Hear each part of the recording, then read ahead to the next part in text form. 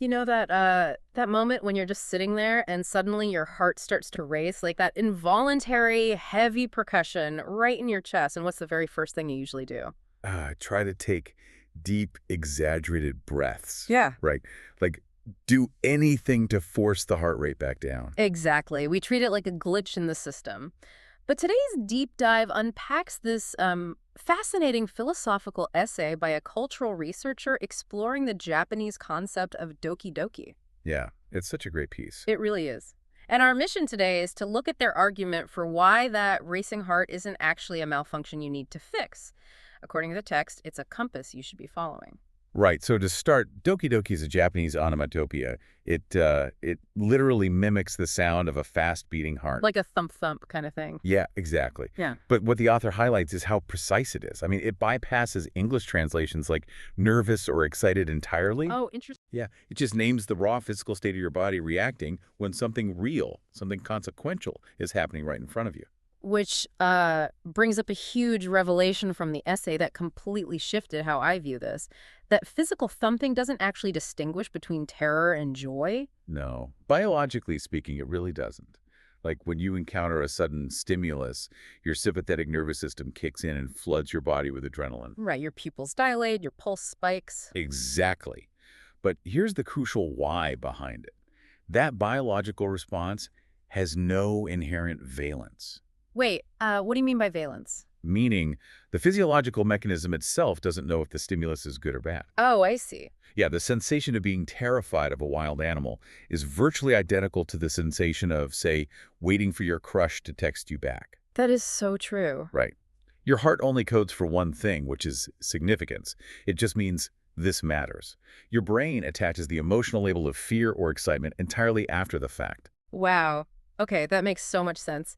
It's kind of like getting a push notification on your smartphone, but the screen is totally blank except for the word alert in giant flashing letters. Yes, I love that analogy. Like the phone isn't telling you if you just won the lottery or if there's a tornado warning. It's leaving it entirely up to you to look around and figure out what the alert actually means. That is a perfect way to visualize it. The body sends the alert. But the essay asks this really compelling question. Which is? If this alert signals that you are suddenly alive and present to a consequential environment, well, why is our cultural default to immediately reach for the mute button? Well, let me push back on that a bit, because if I'm, say, about to give a massive presentation and my heart is hammering out of my chest, that physical response actively hurts my performance. Sure, yeah. Like I start sweating, my voice shakes. So why wouldn't I want to regulate myself and calm down? No, it's a completely fair point. And to be clear, the author isn't dismissing the real wisdom in nervous system care, especially for, chronic anxiety. But they are drawing a line between clinical panic and natural doki doki. Their argument is that we've become so obsessed with constant calmness that we treat almost any spike in arousal as an illness to be cured. So we're essentially putting our emotional lives on Do Not Disturb mode. Precisely.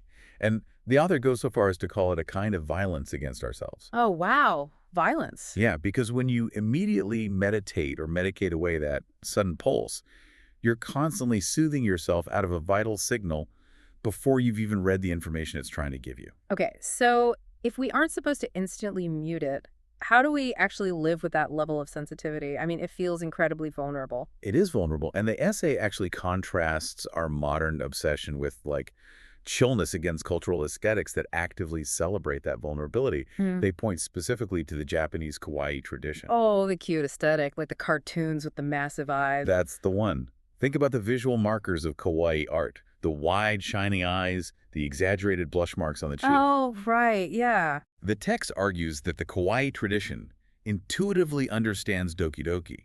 Those visuals capture a moment of pure, unshielded recognition.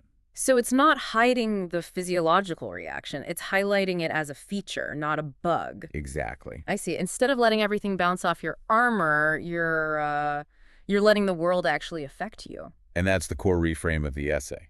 Experiencing doki doki isn't a weakness, it's your sensitivity operating at peak capacity.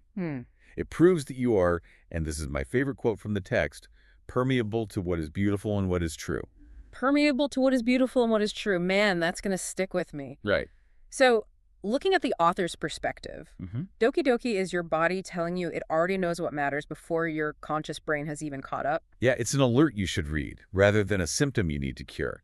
The racing heart is the notification, not the problem. Which leaves you with something pretty wild to consider on your own. What's that? Well, since we know your physiological heart rate doesn't inherently distinguish between terror and thrill, what if a deep fear you've been running from is actually just your body desperately signaling that you've finally found something you care deeply about?